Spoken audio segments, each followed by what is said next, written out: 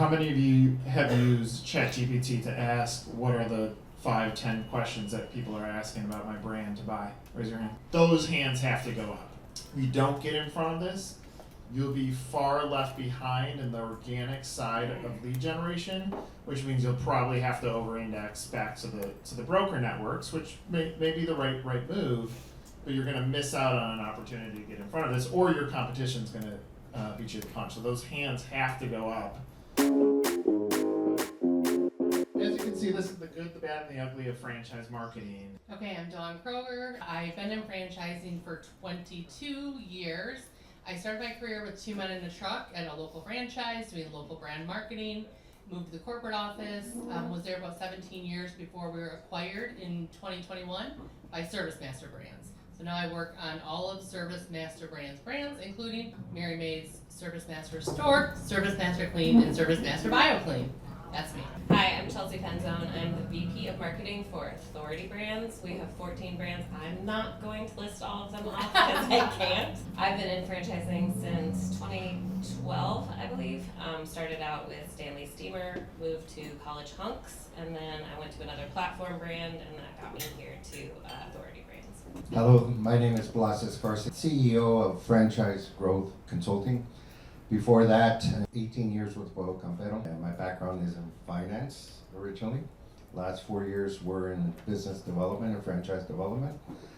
Before that, I worked in public accounting. PricewaterhouseCoopers audited major publicly traded restaurant groups. That's my story. All right, Blas, you got the mic. Now you get to go first. Great, I love it. All right.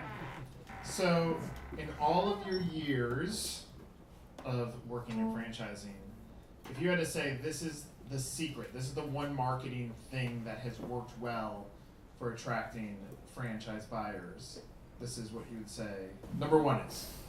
For me, I think Garrett hit it right. You have to have the passion for franchising. You have to want to meet people, tell the story about your brand. It's so important that you can't be fake when you're out there trying to sell the brand. So for me, it's having the passion and believing in the brand is number one for me. All right, Chelsea, same question. I think similarly, I love storytelling for our franchise owners. I think getting that story out there to potential franchise owners is great. But having a good brand story is probably the most important thing for me. Mine would be just ensuring you find their why. So understanding why they want to do this so that you can help them determine if it's a good fit for them or not. All right, so stay on this. So now we've kind of framed that answer. And part of what I want to get through on this panel is now distribution. So everybody's been working on their tables of understand what is their story. How would you now take the passion, take the franchisee story, you take everything you guys just said, how would you now go about distributing to get in front of the right buyer? Yeah, I think it's through storytelling. I think it's through making sure you're using multiple channels and all of your resources to find the person that fits well with why and what your current franchisees look like. Who are your most successful ones and how do we find more of them? I think we're just really hitting video hard right now, leveraging that on our websites, across social platforms, and all of our media, PR as well. Just getting those great franchisee stories out there through video has been really helpful for us. And then throughout the sales process as well, continuing to tell that story and just leveraging video as much as possible. In my case, it was telling the story of a 50-year-old brand. You know, when you mention that you're over 50 years old, it kind of opens people's eyes and says you've been around that long. That means you're successful. PR, we worked on PR. We didn't have any PR when I first started there. We paid the bill, but we didn't use it. Does that make sense? No. PR was very important because when you're building a brand and you don't have the recognition, you have to present a potential franchisee that you're serious about wanting a franchise, that you also want to tell a story that has a great history, a tradition, and in the brand I worked at, Pueblo Campero, when you look at the details of what made that very successful, you had, the ingredients that have been around for 70 years, the passion, the chicken, the marinade, I can go on, and people always talk to me and said, you have chicken blood in you because you talk so passionate about what you're selling. But PR, word of mouth. I've done everything when it comes to any kind of PR, and I think it's important that everyone in the room who's trying to sell their brand makes it to where people know who you are. But it doesn't start just with an ad, it starts with a story. Like, we're talking brand story, and we just use the word, like it just pops out of the air. So when you guys think about other brands, or if you're advising another brand, I think a lot of people would, their first reaction is, well, what is that story? And how do you find that meaningful voice as a franchise brand for your marketing? It's very easy, like, why do you exist? What's the how and the why? Anytime you start a brand or you're promoting a brand, you know, what was the purpose of starting that brand? We've talked to different franchise groups here, and they have different types of concepts, so it's important that you understand what is the underlying thing that made them start the brand to begin with. You know, is it the passion, the food, a recipe, an experience that they had? And once you're able to really understand intimately what they're all about, then you can start the storytelling process of saying, here's how we started and here's how we've grown. And every brand has that. You just gotta be able to understand it intimately, and it goes beyond just selling franchises. It goes into digging deep into what makes that franchise successful and that story and the brand. Yeah, Chelsea, like, how do you dig up that story, right? How do you reach into that? I think, again, kind of going back to the history of the brand, founders' stories I think are super important. They've got so much passion around it. I kind of go back to like my Stanley Steamer days where they just wanted to provide cleaner, healthier homes for people. I think that's just an easy thing for us to then be able to market to. And then a lot of our, other brands within the Authority Brands portfolio, they have those great founder stories, and they have that great history of like providing great service and making people's homes healthier and safer. And then, from the franchisee side, it's creating a legacy for themselves. And I think that's the heart of it to me, is the founder story, the why behind it, and what kind of service they're providing to their customers. Yeah, no, it's same thing though, right? Like, it sounds so simple, cleaner, healthier homes. I think we all overlook that, Dawn. Like, so how do you unearth the brand story? I have to pick a brand. Yeah. So I think with 2 Men in a Truck, it's super interesting because the reason that company started was because 2 boys provided a service that was needed locally, and they went to college and people kept calling. And so, a really smart mom, there's something here. People need the service, so I'm gonna serve the service. So I think that part of the brand story, but I think what it's evolved to is building a legacy in your community. So you're providing meaningful careers for people. We're providing franchise opportunities for people who started as movers, that have moved up and become franchise owners. So I think now it's really evolved to, there's kind of 2 heroes in the story.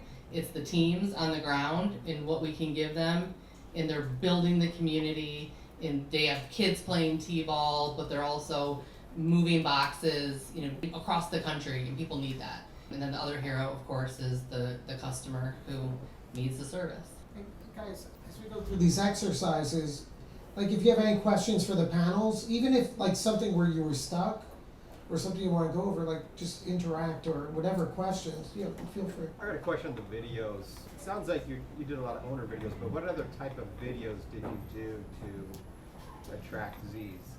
So we did a whole series of business information videos for each one of our brands, and it just helps kind of guide the process, like the sales process, the franchise sales process. It covers every different element, so it's kind of plugs into the sales process like via email. So you go from one stage to another in the sales process, an email comes out to you to either tee you up for your next conversation or kind of refresh you on what happened in the last one too. So we do a lot of day in the life stories, testimonial stories that will kind of focus on different topics and stuff as well. So. And then are those videos attracting candidates, or they're converting? The business information videos are converting. The testimonials and day in the life stories are really doing more of the attracting. So. Can I ask, this may sound dumb or trivial, but it's specific. On those business information videos, are those like highly, dollar, big put together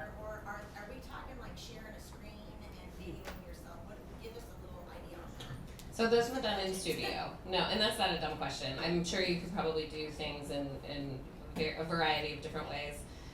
We chose to do a studio shoot for all of those because we have 14 brands. We were able to get a significant discount. But it was a really challenging project just because I think we had 165 videos total. And we shot in like 30 cities and around the world. But we did do those in studio, which was actually that was the easiest part of it, to be honest. It was scripting that's super hard, obviously. Any questions, guys? Yep. I'm curious for all three, about how many touch points do you think you need to get a Z in the door? Not actually opening it, but get the big gig. To generate a lead? Yeah. Oh God. I mean, it's like, I don't know, 7 to 15. It also, I kind of think it depends on the day, it depends on the person. I think you have to show up in a lot of different places. And obviously you can retarget quite a bit. And,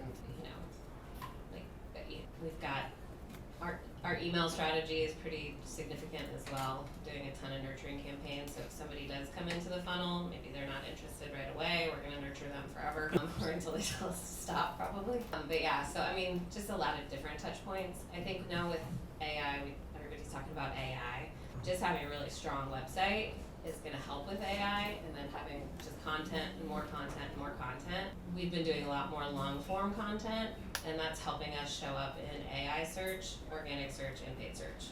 So. What do you mean by long form content? Is that written or? No, like pillar pages. So really SEO focused. So why buy or how do I buy a plumbing franchise, and then just different pillars off of that to go into different areas of the business model. So for a lot of brands have a much smaller budget, right? So do you feel like there is still value in doing video? Even is there like a minimum threshold of production quality, or is some video of lower quality better than no video at all? I think it's kind of a minimum viable product that they put out. Anyone else want to answer that? I have an opinion, but Okay, yeah, here, go ahead. no, I mean, I think there's value to it. I think obviously there's some pretty good platforms and tools out there that you can use, and AI obviously. But for us, it just made sense to kind of do the bigger project. And again, it really wasn't that significant. It was more so than like a startup would probably be able to do, but we were able to do it just because of the volume of brands. But I mean, you've all heard of TikTok. These are not professional video people getting on the camera every day and selling. So I think you can do it with any budget. It's just about the strategy. Also, I think it's also the medium. Like social media, especially if you're telling like a franchisee story, it's going to feel a lot more original and natural and organic. If it's something that isn't highly produced, when you're telling a story of what your journey looks like to become a member, it is a little more. Yeah, it's why it's about the strategy. So if the strategy is awareness, advertising, you're going to be live, streaming on YouTube TV. Obviously different than if you're going to be putting it up on a Facebook or LinkedIn. Yeah.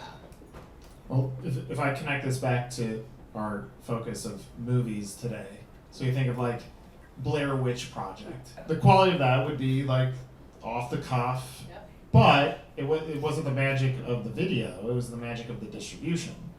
So there's plenty of brands that spend a ton of money on studio production video and then not enough money on the distribution. And if you want to get it in front of a franchisee, the organic reach of video is not what it used to be. So you're going to spend all that money to create that video, and you need to have an equal budget for now distributing it. Is that accurate? Mm-hmm. Yeah, so I think the message could still be low budget. The distribution ends up being the secret sauce. Are we overcomplicating franchise marketing? Are we making this too tough? Like in your role, I'm gonna give you two sides to it. That way you can have a second to think about your answer. Is it overcomplicated, and is it because marketing is almost in a silo in most companies that really operations should be championing around marketing, C leadership should be championing around the distribution, because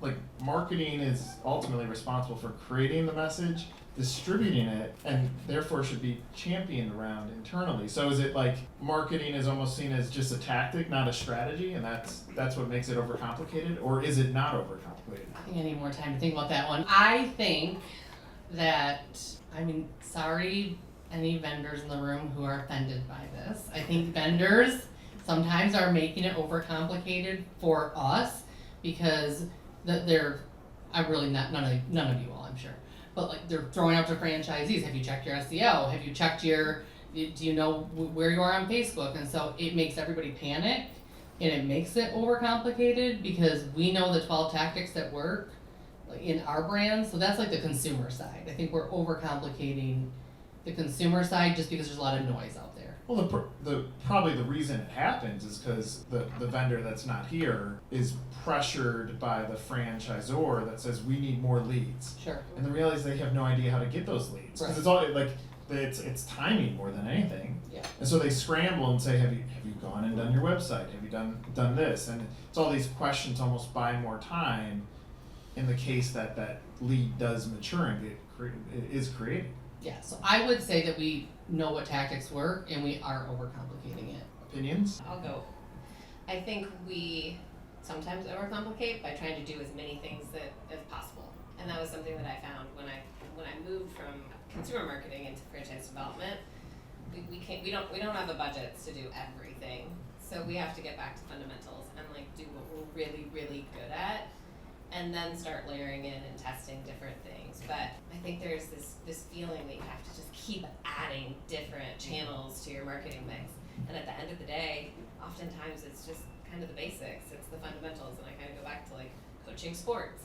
You always have to know the fundamentals before you actually like get out there on the field. That's how I felt when I came into franchise development. Is just basics, basics, basics. Get really good at those. Start adding layers. Get really good partners too.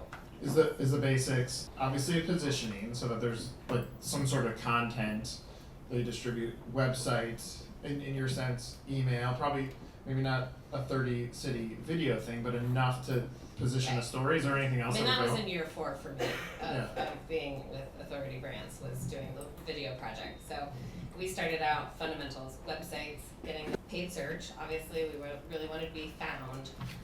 And then adding more SEO layers onto that after we became good at search. We started just kind of investing more in people, I think, too. Really good strategic marketers who could wear a lot of different hats, actually. I think that's helped us kind of remove ourselves from having to rely heavily on agency partnerships, because we've just got people who are very like tactical, but we've also got people that are very strategic, and just, again, going back to the basics, like search, like we did use portals just to kind of keep lead flow flowing, and then we've started to add different layers now, but it took about 2 years for us to really get comfortable with that. In my case, I came from a finance background, so I had no marketing or PR background, but I kind of knew what was going on.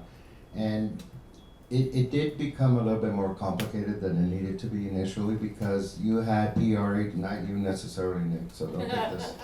But marketing departments and PR agencies saying, do this, because they were used to a copy-paste mentality. It worked at another concept, and they try to use it with your concept, and I had to sit down with them and explain to them what our story was all about. So the target audience was a little bit different than maybe they were used to. Number 2, I had to be very resourceful, since I was the only person in marketing, so I had to kind of be the PR guy, the marketing guy, and the sales guy, and everyone else, and the compliance guy. So I had to, get in front of people, be a panelist at conferences, do podcasts.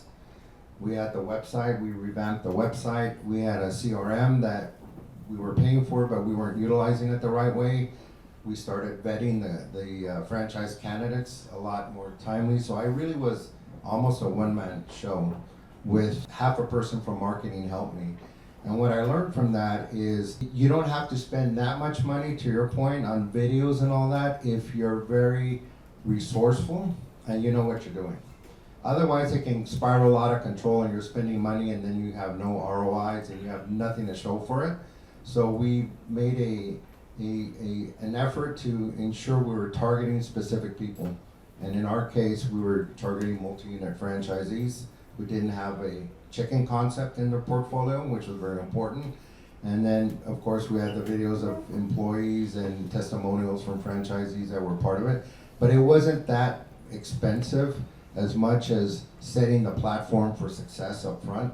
And once you set the platform for success, if you're gonna, ramp up or ramp down, it's easier to control your spending once you have that platform in place. Guys, if you were starting a brand today, 4 or 5 units already, you're brought in, and back to discussion about fundamentals, right? Website, because in many ways sounds generic, right? What are the fundamentals where you think brands are getting it wrong, or you'd be focused on to make sure you're hitting the right buttons? In my case, I would definitely, with a 4 to 5 unit brand, is focus on what made you successful. Tell your story. Make sure you're sincere about what you're saying and genuine, because a lot of people like stories. Once you're able to communicate what you're all about, people take an interest in you. So you have to get that message out there. And the other thing is, when you create a website, it can be, some places are too wordy, too much to read, and people tend to spend maybe 30 seconds reading the website and you lose them, so don't put too much up front. But make sure that the message is what you're trying to drive as far as what the brand appeal is going to be for that candidate. The other thing is, a lot of concepts with websites, they overcomplicate it too much, and you don't need to overcomplicate when you're small. I think I have a website which is very basic. I know I have to work on it, but it does what it does for my size. So not every size fits everyone. So I wouldn't advise you to go spend thousands of dollars initially, but I think you do have to reinvent yourself eventually over time to ensure that you're able to bring the brand up to the standards and make it a serious brand. Because people are going to look at your website and say, is that a serious brand? It's franchising. And if you don't do it the right way, then they're just going to bypass you and say, you know what, you're just a 3 or 4 unit small mom and pop. So you have to be careful about that. But what are the indicators for that's a serious brand in your eyes? I think photography has helped us a lot when we're creating a brand website. I've been to some websites where the lighting's not the best, it's not the clearest, so we do that. We do work with PR agencies to make sure the message is one that promotes the brand in the best way. We also show on our specific website that we have an opportunity to walk the candidate through the whole process of franchising. When you sign up and you're interested in this, it kind of walks you through the whole process. And also we feel very good about when we build a website initially, we spent a lot of money on the wrong things, so we toned it down significantly because we realized that too many tabs, too many pages just confuse people. And we weren't really leading the candidate where they needed to be at the end of the day, because they got lost because they were going to locations, menus, and the franchise tab was nowhere to be found. So we made it a little bit more prominent up front to make sure. And we made it exciting. Why do you want to be a franchise for Pollo Campero? Because of X, Y, and Z. So we were really able to put articles up there about ourselves, the founder's message of who he was and how he started the brand, and also happy faces, people eating our food, which made it exciting for the candidates coming in. I have a very similar situation, except for we did a rebrand. So Authority Brands acquired a single unit, non-franchise business out of Cleveland, and it was called Weed Pro. Challenging name. They did lawn care, the other thing. And so we did change, we rebranded to Lawn Squad, but that was a tough situation to be put in because we had to completely create like a new story. Luckily, we had the founder of the business still within the organization, so we really hammer away his story. He became very, very successful, but he has a background that's completely out, that's not within the industry at all. So doing a rebrand and then starting the franchising process, that was a hard thing to do. And then building that trust with a brand that no one's ever heard of. Even in their own market, we changed the name. So that was that was really tricky one. But it's been pretty successful, and from a franchise development perspective, we've been slow growth, but really, really strong growth. I mean, that's a great example, right? So saturated industry, completely saturated, so lawn care. So you have big players, you have local players entering franchise space. So like a lot of times, you know, I'll go to the websites, they're generic, right? Training, support, whatever. So what did you guys lean in on? I know you mentioned the founder, and what did you lean in on differentiators, and if a candidate said why your brand versus the competition? I mean, I think Rob had established really great processes within the organization.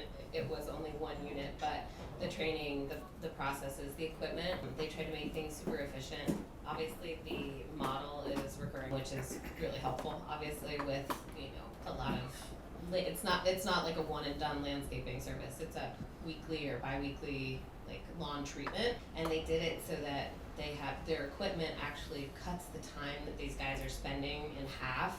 So it's more efficient, so they're getting to more lawns, they're getting to more houses every day and stuff. So there's just really great, efficiencies that he'd created in his own business that we were able to duplicate very easily across the franchise. And I think that's a good example of marketing, though, because there's competition saying, why do people care about that brand? We have the same machines, but you're telling that story. Yeah. Right. Don, websites, but also how are you planning for AI? Like what web search, websites, do they matter? Like, are people even gonna have a URL right in the future?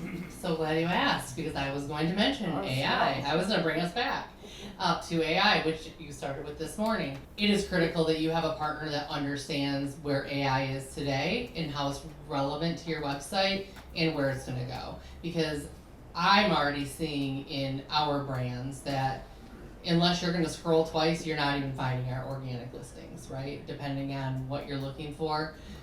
So we have really, our best example right now is we've just redone the customer-facing Mary Maid's website. We took it out of a vendor's hands, brought it in-house because I like to bring everything in-house except for earned media, because we're not good at that, and I don't want to be good at that. So we really built the website for AI. So there are a lot of hidden drop-downs in how's the best way to, I'm thinking of all the disgusting things right now, to get mold off my bathroom ceiling, right? The things that people are looking for, we wrote it for AI snippets. So the goal is that we are gonna come up for Mary Maids when people are searching for these really generic questions. I think the process there, it's pretty big because if you throw your website into AI and say what's wrong or why that brand, I mean, it goes in crazy psychotic loops, but you could really pinpoint what it's pulling on. And sometimes I'm shocked at even self-syndicated articles, certainly third party. It's interesting because it's going to telegraph everything where you want to go with that. I mean, I think even having a strategy for integrating Reddit, because they now comes up, Reddit comes up in AI snippets, so you have to think about getting comfortable in that space if you're not already. Well, and just so insights, if you haven't played with AI SEO, you'll see in the search results, it'll cite, in fact, they did it to our firm, cited to our firm, and I'm like, why Reddit? And someone on Reddit was talking about our firm. So so now the question is, do you go on Reddit? And then, other tactical stuff, like things that I saw that were dated, like schema and all these other things, which is just a coding language, like AI is focused on these indicators and stuff. Yeah, so I think the takeaway there is you don't have to become an expert in AI, you have to find somebody to help support your website that is an expert, and they need to tell you what success looks like and how they're gonna measure it and what are the KPIs, and you need to stay on them to make sure they're delivering. Well, so our web people, coders, I had my email, his response, so I just put in AI, I'm like, is this done? I don't know, But you could take control and have a good vendor on this stuff. And I think to Drew's comment too about the video, I think the size too and the limited budget's an advantage. Because if it's founder led, if the videos are from the founders who have the passion and are telling the story, and really the point of these worksheets right now, which is just a line, right? Even something as simple as our machines cut down cutting time by half, right? And I'm not being disrespectful, but probably many machines do. But you guys were smart enough to point this out. and make that part of the story where there's other brands like So What, or there's nothing unique. And I think that's where everything starts. That's where all the pieces come together. Guys, along the way, if you have any questions or want to chime in on stuff. Question, when considering an agency, a marketing agency, what are your thoughts on being a small fish in a big pond versus a big fish in a small pond, so to speak? And what are your experiences there? I can start. I definitely prefer to be, I like to work with vendor partners who are just really good at one thing or two things. I don't really care. I have not found great success with we can do everything for you vendors. So I think that's actually more important to me than where we fall, and then what that relationship looks like. What does that support look like? And then really making sure that I do my due diligence, talking to clients that have fired that vendor, and then, which you can find, right? And why, and really understanding that, I think those pieces are more important to aligning with a good vendor than necessarily where do you fit in this, really your company and theirs. Question? Yeah, are you kind of been suggesting, it's like for instance, for us, we've got a SEM vendor, right, and we got Google Ads, for us on the franchise, on the brand dev side, and then they also do work for our franchisees, okay? But then all the other digital targeting opportunities that are out there that we're kind of dabbling with, working with, you know, this agency obviously says they can do it all. Everybody says they can do it all. My past life was in advertising anyway, so I know more than enough to be dangerous. So I'm wondering about your comment there, because it's also like if you have multiples doing all these things, then that's kind of herding cats as well. Yeah, so if I break that down, again, I think, yeah, the end goal is in mind, right? And what I have found is, in my experience, that we can do it all, just they can't. And I believe that franchise development marketing, while the fundamentals are the same, the tactics are similar, it's very different, especially when you look at search, right? So when you look at Google and the aggregators taking up, spending big bucks on those top keywords, you know, it's a different strategy. You have to have a different strategy. So I think finding somebody who's great in, if it's for your franchisees, they're great with franchisee facing local search marketing, and then somebody who maybe is really good at the franchise development. But again, they have to prove it to you. You're interviewing them, right? You show me your success. I fired more vendors than I've hired because people think that they can do it all. I 100% agree with you. On the franchise development side of things, we run 90% of our marketing in-house. We outsource a little bit of content and Yeah, PR. you guys are big. But each individual brand has their own budget, and not each individual brand has big budgets, to be honest, from a brand ad perspective. I am fortunate to have some pretty strong paid search people on my team, and then we found some platforms that we're able to use. It's so different from the consumer side to franchise development. When an agency says they can do both, I don't trust that at all, to be honest. And I haven't found, and I've tested a lot of agencies too. Yes, we will. From a brand ad perspective, and honestly, I just really haven't found somebody that really gets it, because, and again, the time it takes for you to, if there's a problem, if you're generating a bunch of bad leads or spam leads or whatever it is, the time it takes for you to get to the agency and have them fix it sometimes is, can eat away at your budget significantly. So that's kind of why I like to keep it in-house and close to home. So. In my case, since we had corporate units, I always had to compete with the marketing department and in the corporate world, because they didn't really focus as much on franchising. So my success was really partnering up with a PR agency who was specific to franchising and franchise development. I rarely used my internal marketing team very much, except for maybe following up on some leads for me, but I really focused on aligning with a PR agency that knew franchising. In my case, I agree that they can't do everything.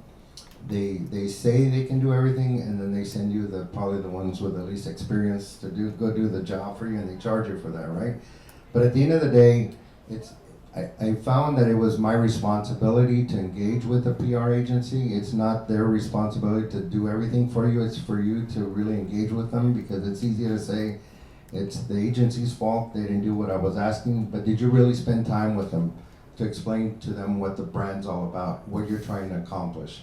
And that's where the engagement is very important, because I know a lot of people who say it's always a vendor's fault, and then when you peel the onions, the layers of the onion, they didn't do anything about it, and they paid all this money. So you have to be very careful that you work with your vendors, and I'm talking to all the vendors here, so I'm one of those that works with you, to ensure that the message is consistent, the message is aligned, and that we don't run into issues later because we made assumptions that each party thought was gonna happen. And with the agencies, we had one of the biggest ones in Dallas, and honestly, they didn't help me with anything. We tried to get them to help us with some PR work, and they failed miserably because they weren't able to place our articles and be at the top of the top 10 chicken restaurant chains and etc. They weren't able to do it, but when we switched over to another PR agency, we were ending up there.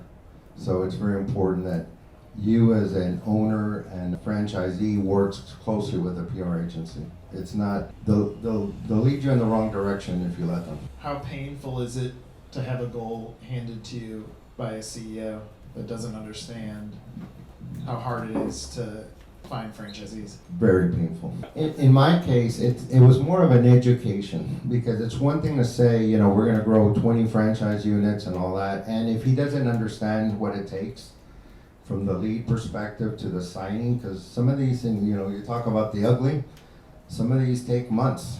They could take a year, 2 years to sign people. So you have to manage expectations with the CEO and make sure that he understands what the process is about, understands that you're working with different levers to ensure that you're able to sign up new franchisees, but also that you're doing the right thing, because a lot of times it's easy to sign up anyone. And I think Garrett mentioned it briefly. Sometimes you have to say no. Those are the ones that you have to say it's not worth it to bring you as a franchisee, simply because you're not right for the brand, you don't have the passion, what have you. Everyone has money, everyone has ambition to be a franchisee, but sometimes they don't have the passion. And I think the passion is a intangible that you have to be able to determine that.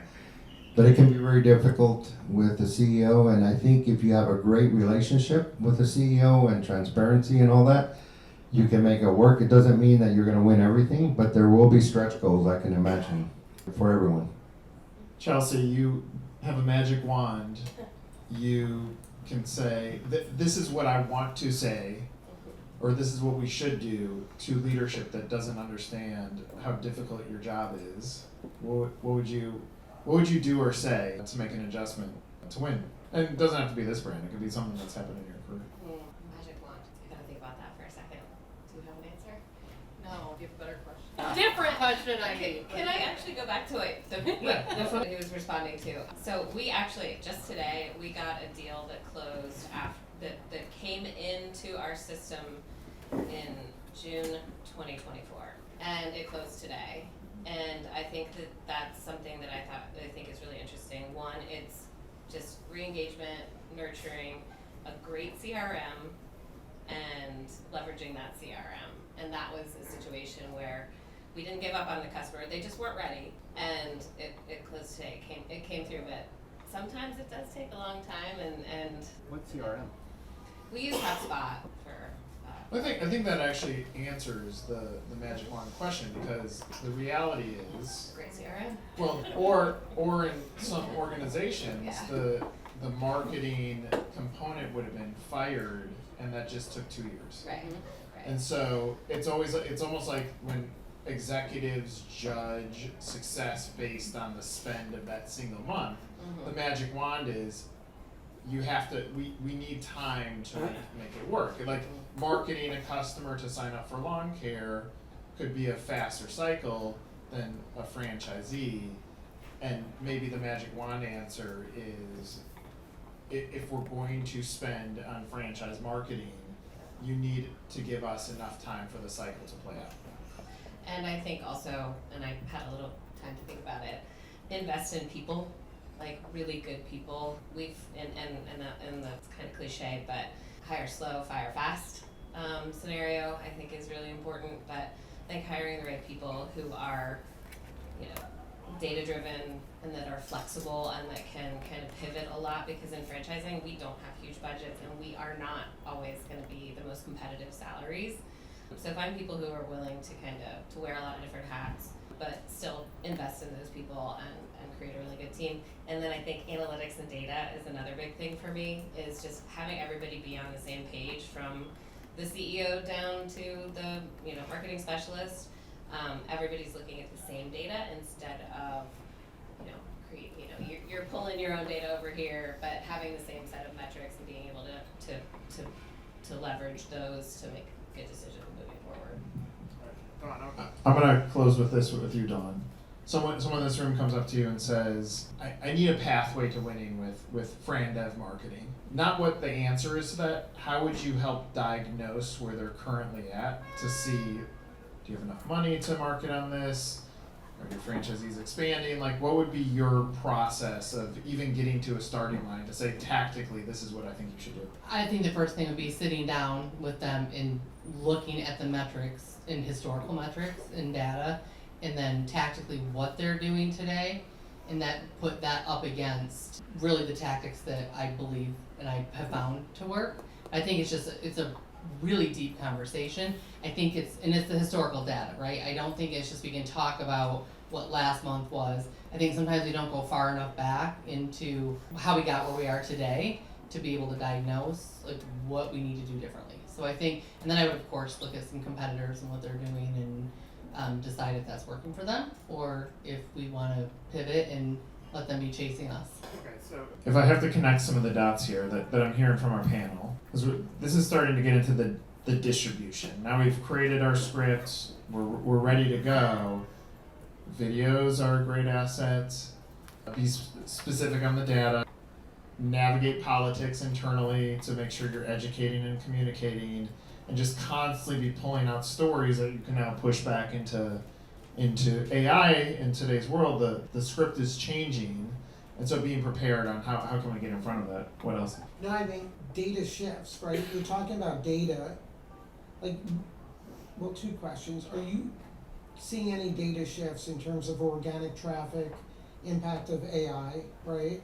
And then Dawn, you touched on it, but I think I kind of interrupted with a stupid comment probably. But how are you guys approaching this AI shift on Fran Dev side? So we're bringing on a new franchising chief. So I'll let you know once I see what he thinks. But really, I think we're in a unique position right now where we're really trying to figure out from franchise development where we need to go with our brands.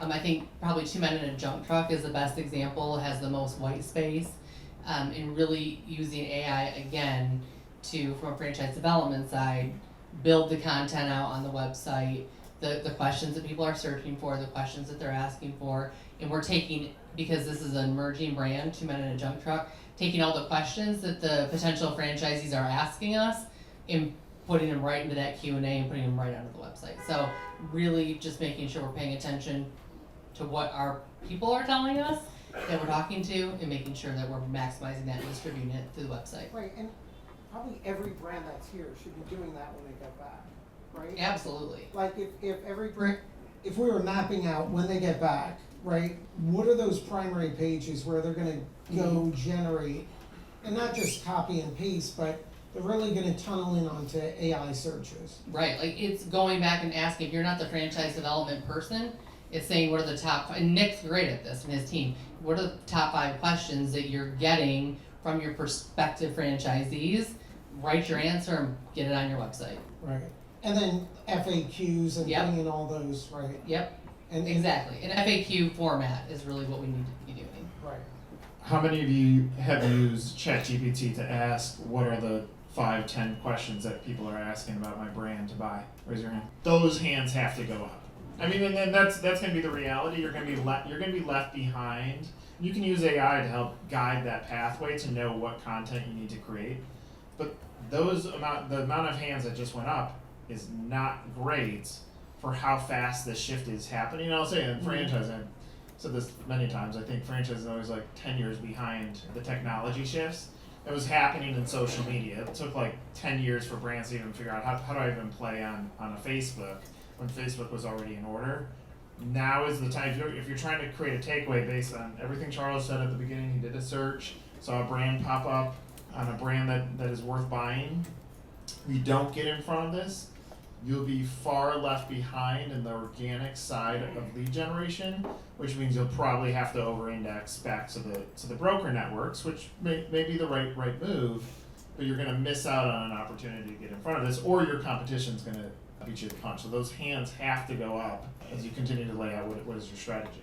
Yeah, and then even to budgeting, you as a leadership team could probably do more with AI in your website, at least on base content, in a 4-week period than hiring an outside agency that would take them 2 years, because you could, on the fly, keep shifting, keep updating. And so if you want to equalize the budgets, it's, psychotically focusing. I think after 4 weeks, I didn't know how to speak to a human, but it was a deep dive. But I did feel like as I went through it, by the time I explained it to an agency, it would have taken a year. But now that everything's siphoned out, I can speak to Nick, I can speak to a team. This is the story I want to amplify, because we identified these selling points against our competition. We created these stories. Now third-party sites, if I could, validate that, and then AI is cross-referencing it. I think if you spend those 4-8 weeks on it, then you have smarter conversations. And to your point about vendors, if we just show up shrugging our shoulders, they're not going to know what to do either. Watch what happens over the next 24 months. Line items on a FranDev budget are brokers, portals, Meta, LinkedIn, Google search, retargeting, website, and you'll see the new line item that will say AI. And AI is going to be content generation or the strategy, and that might be an internal thing that happens, but you're going to see this start appearing as a line item. And if we know that as an insight, that's what's coming, then you can start thinking about how do we get in front of that. And for brands that don't have huge budgets, what Charles is saying, just giving a little bit of time to it might give you some good insights and tools that you're going to be able to put back into your business. So.